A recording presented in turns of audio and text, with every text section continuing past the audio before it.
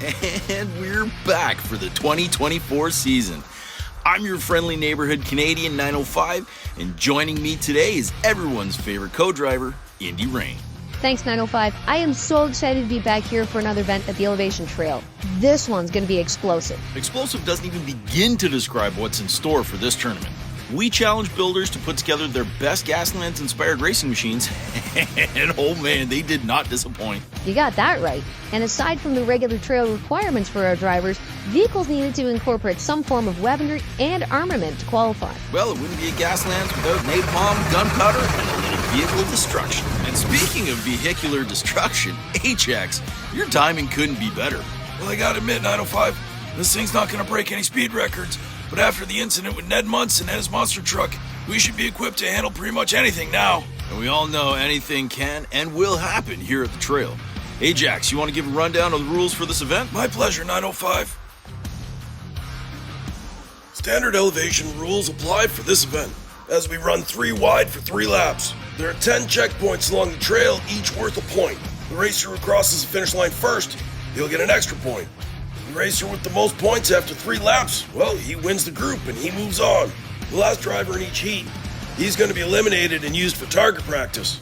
Any ties at the conclusion of the opening round, they're going to go to a northern race-off, which is a real possibility if you look back in the history of the trail, because there's only 18 spots up for grabs in the next round. And if you paid attention over at Redline Derby when you signed up and put an asterisk next to your name, you're going to get an extra 3 points, which should be a lesson to the rest of you to read the instructions. 3 points might seem like a lot, but the trail is notorious for unpredictability. No lead is ever safe. And rest assured that our crew is here to clean up the mess, cause, yes, it will get messy. Back to you, 905. Thanks, Ajax. Indy, I hear you've been really busy at the trail in the off-season. Why don't you tell me what you got cooked up? Oh, you bet I have, 905. We've installed trail neutralizing action cannons, or TNAs for short. The TNAs have been set up in 3 strategic locations along the course so that drivers don't get up to any shenanigans. However, we're still working out some of the bugs in the system, so racers are advised to steer clear of the cannon's Direct Intercept Capture System, or DICS for short. Whoa. Hold on a tick. You're saying that if drivers want to be safe, they gotta stay away from Tina's dicks? Yeah, that's right. They want to steer clear of the Oh. Probably should have workshopped those names first. Well, I can't change them now. I've been calling them that all week. How about we just go ahead and introduce the first group then? Well, you see, here's the thing. I'm sorry, there's a thing? What thing? In order to calibrate the DICS, Tina kind of took over. What do you mean took over? Probably best if I just show you. So we inputted all the driver's information into Tina's AI, and it spit out this computer game screen. Then it proceeded to randomly pick drivers for groups. That doesn't seem bad. As long as the drivers don't stop on the course. What happens then? You'll see. Okay, well, let's see who the DICS exposed first. Tina's first target is from Miniature Car Racing, and it's Bolo Brown. He's driving a hyper rocker named The Hustle.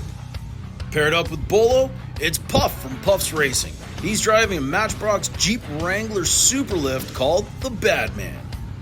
And Tina rounds out this group with the Bad Mutter driven by Stray Dog called Bad Dog. He's driving for Team Kamikaze. These are your first 3 drivers to take on Tina's DICS, so let's head up to the top of the trail for race 1.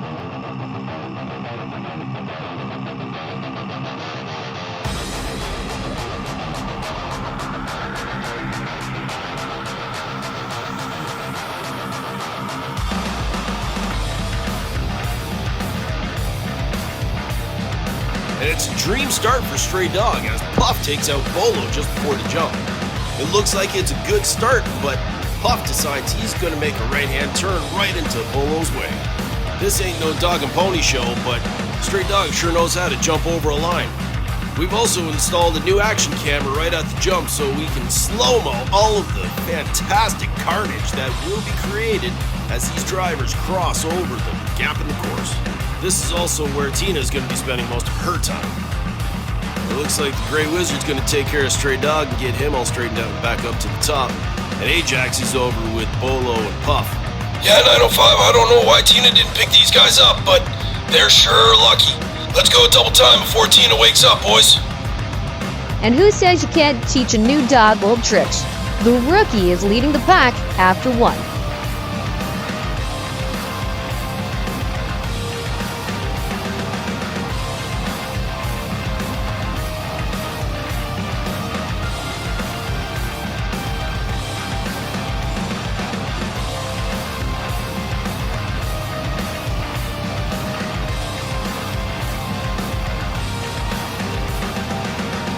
And it's gone sideways for Puff as Bolo pushes him into the wall just after the 3-point mark. Stray Dog's got a free run up the inside, but it looks like that tail's starting to wag a little too ferociously because he gets his rear end all the way up in the air, and that stalls him out just after the jump. And as he lands, it looks like his rear end hits that activation button for Tina. We're going to see this slow-mo in the jump, and it looks like Bolo just didn't have enough momentum to get up and over the line. And yeah, it looks like Tina's been initiated, so I hope you guys have enough armor in those cars. Nobody ever said this is going to be easy, and with Tina on the prowl, you guys better make sure you get your cars down across that finish line. Stray Dog's still ahead after 2.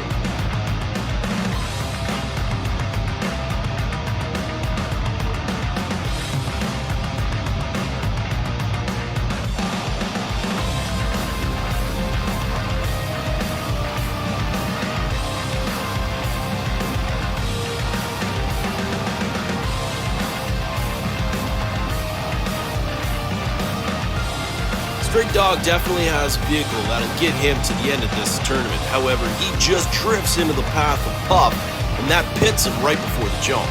Bolo, on the other hand, has no excuse as to why he could not make that jump and get a free 11 points. It's as if his car just gave up right after the jump. I mean, you'll see here, Stray Dog and Puff get caught up, and Bolo's right across. Bolo's clear. I don't know if it's because you got a little bit of suspension in your truck or not, Bolo, but that just didn't work. So after 3 laps of racing and 1 successful activation of Tina's Diecast, we can confirm that Stray Dog does indeed take the group. Now here's where those extra points are going to play in, because Stray Dog put an asterisk next to his name, so he gets an extra 3.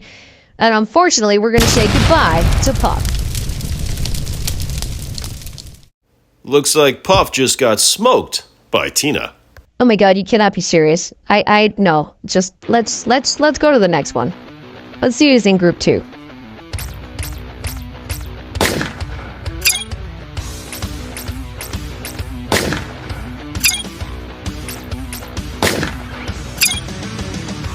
Oh, this group should be good. First up is Shotgun Cowboy from Milestones Racing driving balls out a lethal diesel. He's going to be paired up with Tank, a new driver to the hill from Beaks. His Black Widow is a what a drag. And then you've got Variat from Variat Skunkworks. His Ford F-150 is called Thumper, and don't be surprised if it doesn't do some damage on the course today. These drivers are locked and loaded, so it's up to the top of the hill for Group 2, Race 1.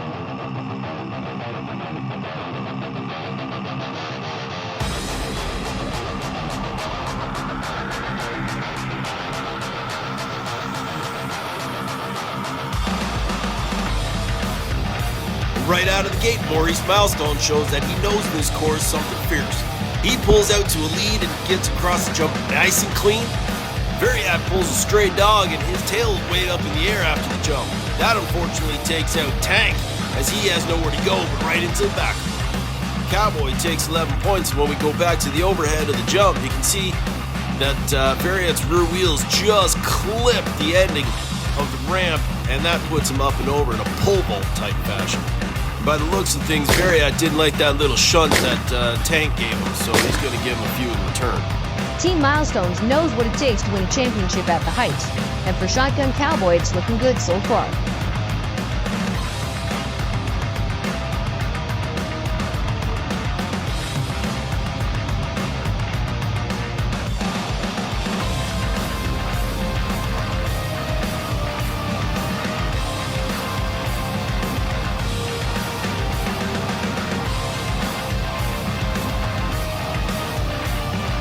And that was a race.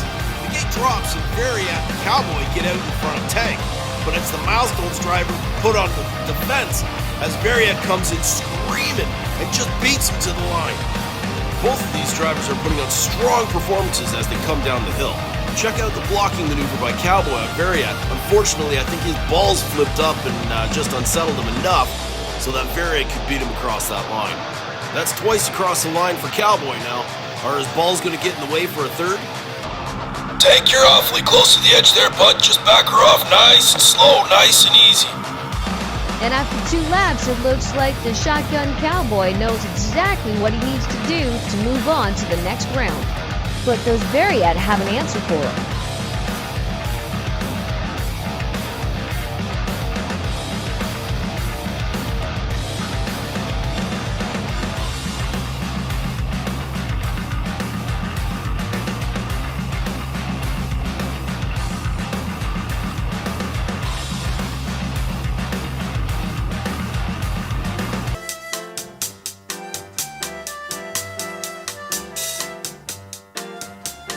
Holy sh**!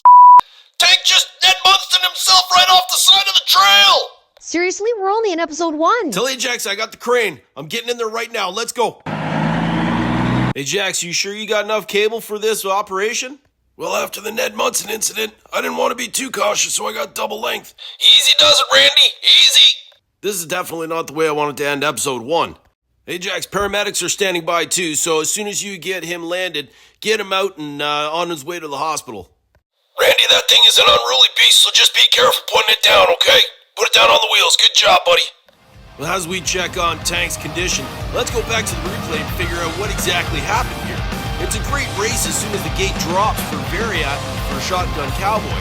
They're having a nice little joust all the way to the finish line. That's Cowboy who squeaks across the line in front of Variat, but when we go back up to the overhead, we can see Tank here just climbing over the side of the cliff. And I've said it before, but that's a long way down. And we actually got the facilities to accommodate that now, but I never anticipated this early for another Ned Munson incident. I guess it's a moot point now, but that was a best in show nominee. Tank needed a big lap to stay into this thing, and I don't think that was what he had anticipated. The final scores are up, and it's Shotgun Cowboy with a big 32. Now, when we add the 3-point bonus, it's a 35-mark score for Shotgun Cowboy. As Tank gets transported to the local medical facility, Shotgun Cowboy is sitting on the finish line. He's sitting first overall. Let's see how today's scores look up on the big board. 35 points is as close as you're going to get to a perfect score, and it's a position the Milestones race team is quite familiar with. Variat and Stray Dog look like they've got good scores. I don't know if 16's going to cut it for Bolo, and unfortunately we got to say goodbye to Puff and Tank. Hopefully not permanently for Tank. Yeah, thoughts and prayers go out to the Beaks racing team. But as we saw with the monster trucks, when you run oversized tires at the trail, you flirt with that mistress called disaster. That's it for today from us here at the Elevation Trail.